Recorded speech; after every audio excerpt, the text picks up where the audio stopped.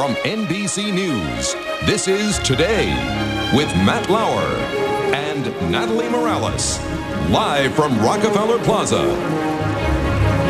On today's Woman, hair loss. It's almost expected that a man will lose his hair, and when he does, it can sometimes be sexy. But when a woman begins to lose her hair, it can be extremely traumatic.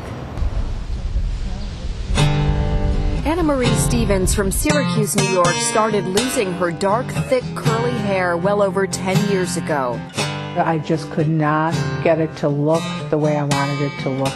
And then my husband noticed in the crown area in the back that there was a spot, a bare spot. It's very upsetting, very upsetting. I should have seen it coming because my mom had tremendously thin hair by the time she was the age that it started with me.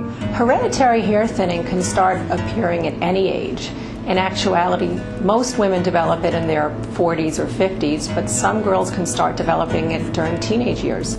At first, Anna Marie was in denial, finding ways to camouflage it. I tried just teasing it and picking it out, and I tried combing it to the left, combing it to the right. I reached a point where nothing works anymore. And it was then she finally consulted her daughter, who specialized in hair placement. Anna Marie opted for a non-surgical hair replacement system that is adhered to the scalp and integrates both existing and replacement hair. My daughter, Alicia, did the Real Illusions process on my hair. That's when my whole life changed. My self-confidence was restored. I had my hair back. Happy with the result, she decided to buy into the business and counsel other women who are struggling with hair loss. You don't have to live with it. You don't. Get your life back. Do something about it.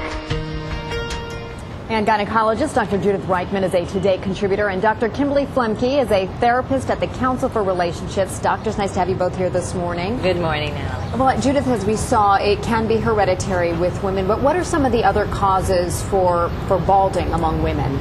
Sudden hair loss can occur with a lot of different medical conditions that actually cause a shock to the scalp. And one of the most common is a change in hormone levels. When a woman has a baby, stops her birth control pills, stops hormone replacement.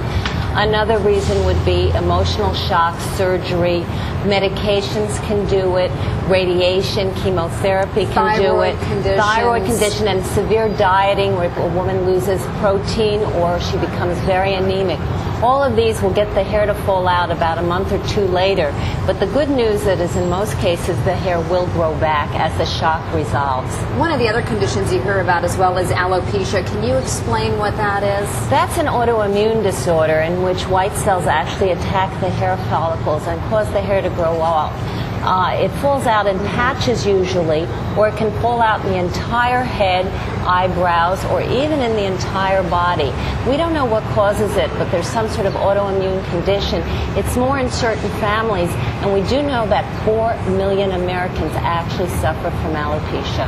You know, when a man starts to lose his hair, it is somewhat acceptable. But Kimberly, when women start to lose their hair, I mean, women, you know, a lot of our identity is wrapped up in our hair. Why are we so attached? I think there's so much meaning behind hair. So for instance, it's a sense of beauty, it's a sense of sex appeal, and it's also a sense of self-expression. So when that hair begins to be lost, it also can conjure up feelings of a sense of loss and not being in control, because you really can't control the ability to keep your hair in your head. And then when women start to lose that, when they try to hide the fact, and that can also kind of, in a way, make the problem even worse for them, right? When you're trying to camouflage it. Right, and what happens is you become so overly focused to what's going on in your head that it draws more attention to it, because most people don't necessarily define you by your hair, although often we will, you know, the way we view ourselves is that is a condition of how we see ourselves. To Dr. Judith Reichman, thanks so much, and Kimberly Flemke, thank you as well. And if you want more information on women and hair loss, just go to our website at today.msnbc.com.